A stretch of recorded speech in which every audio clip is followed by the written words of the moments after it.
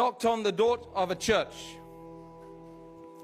And I was knocking on the door, and the guy opens the door with a dog collar. Yeah, I don't know why they call it dog collar.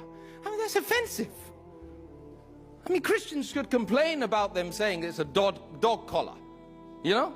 It's very unfair.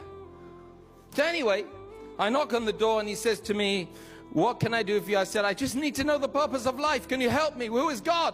He said, "Come back Monday." What? Did I just hear you right? I just want to know, who is God? Who am I? What's my purpose? So he says to me, "Come back Monday." I'll go back Monday. See, maybe this guy is going to tell me something. And I'm crying. Inside, I'm crying. I'm crying. I'm waiting for the answer. So he says to me, "Look, if you want to know the purpose of life, you need to do a theology degree." Does anyone know what a theology degree is? It lasts for 4 years. So this guy's made me wait from 3 days, and now he's making me wait 4 years to get the answer. You understand? That's problematic. So he says to me, 4 years. I said, "Look, I looked into theology. I looked into doing the course at Trinity College Dublin. I turned it down. So I'm not up for that. I'm not going to do it." He said, "Well then, you know, really, I'm really sorry, but I cannot help you." I said, "But you're a priest.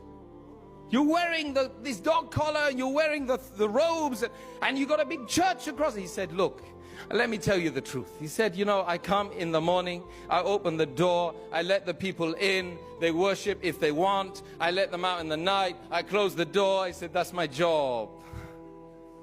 That's my job." He said, "That's your job? And you don't know about God, and it's your job? That's a fraud. That's fraudulence." I went out. It's like Mike Tyson had smacked me in the jaw in his prime. What? I live in a Christian country. I go to a big church. It's built on the same specifications as Noah's Ark. And the guy says, "I cannot help you, my friends." So I left and I went home and I got drunk. Drank and to smoke so I could forget the answer. So I could forget myself.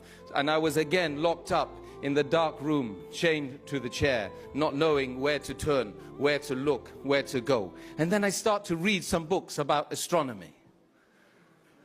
I'm reading books about astronomy, and I'm looking up at the stars, the night sky.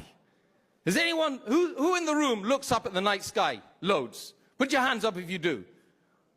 Mostly sisters, right? Sisters are stargazers.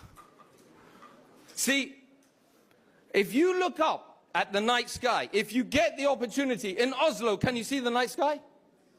Can you? In London, you can't see the night sky at all.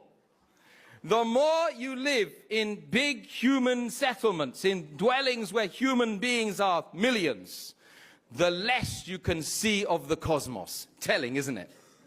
You see?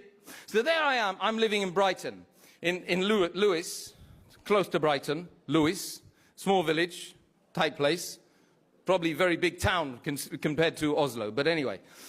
And then I'm looking up at the night sky. I'm reading these books on astronomy, and I start to realize the astronomical, that's what they call it, astronomy, right? Astronomical, very big distances. The nearest star, Alpha Centauri, 4 light years away. Light traveling at the speed of light for 4 years you can never get there. You can't get to the nearest star. No one in this planet can get to the nearest star. Not even the greatest scientists in the world can get to the nearest star, not even if they tried. The nearest star. And then I'm reading about stars millions of light years away. And that's in this universe. And that's not compared to the universes beyond that, and the universes beyond that, and the universes beyond that, and the universes beyond that. And I'm looking up and I'm crying. Every night I'm crying. I'm saying, "Oh, whoever created that, tell me the truth. Let me know. Oh, let me escape from this darkness."